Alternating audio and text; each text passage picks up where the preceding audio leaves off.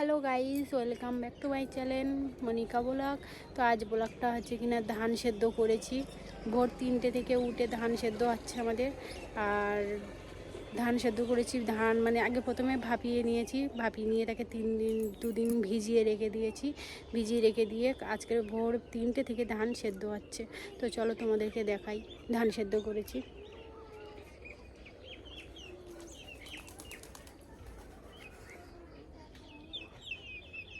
এই দেখো ধান সেদ্ধ করেছি।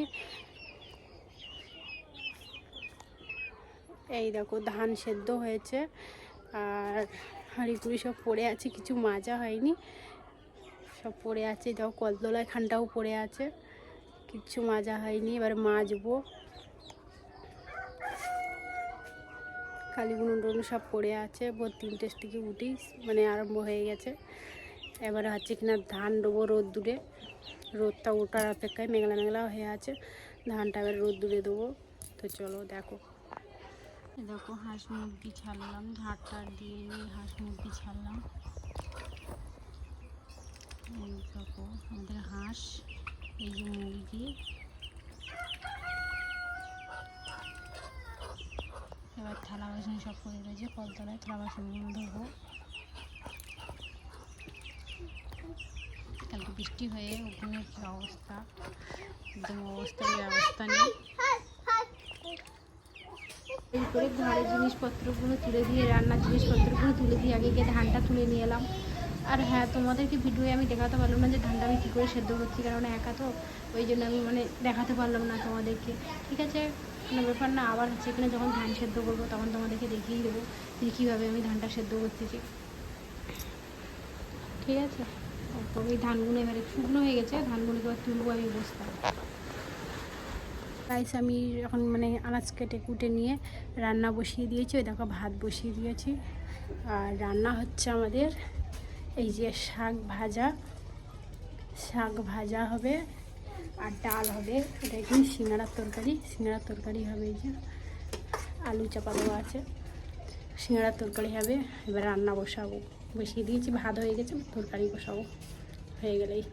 হ্যালো গাইস, তো এরকম কীরকম ঝড় হচ্ছে দেখো, ঝড় আর বৃষ্টি হচ্ছে, বিশাল বৃষ্টি হচ্ছে, ঝড়ও হচ্ছে ওরকম। আর মানে রান্না করতে করতে আমার বৃষ্টি এসে গেলো, ঝড়ও এসে গেলো, ওই জন্য আমি রান্না করতে পারলাম না। তো ঘরের ভেতরে চলে এলাম রান্না করতে করতে। ডাকতেছে বিশাল।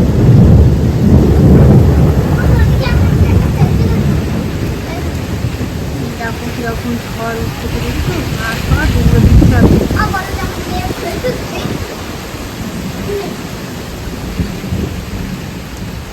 আমাদের হাঁসগুলো সব উঠোনে দাঁড়িয়ে আছে। যেরকম ঝড় হচ্ছে, চিনচুনিয়ে বৃষ্টিও হচ্ছে, বিশাল ঝড়টা হচ্ছে। দেখো গাছপালা কি হচ্ছে। আমাদের গাছের সরষে ডাঁটাগুলো দেখতে পাচ্ছ, সরষে ডাঁটাগুলো কেউ দিচ্ছে না, পড়ে যাওয়া। দেখো আমাদের গাছের সরষে ডাঁটা।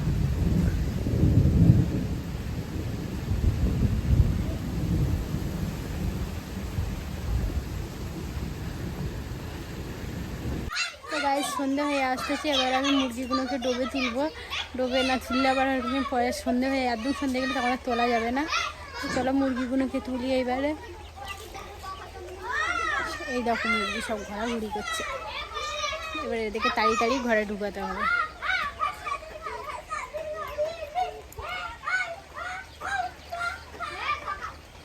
কোন দিকে সব দৌড় বেরোচ্ছে, দেখো পিন করে ছুটতেছে।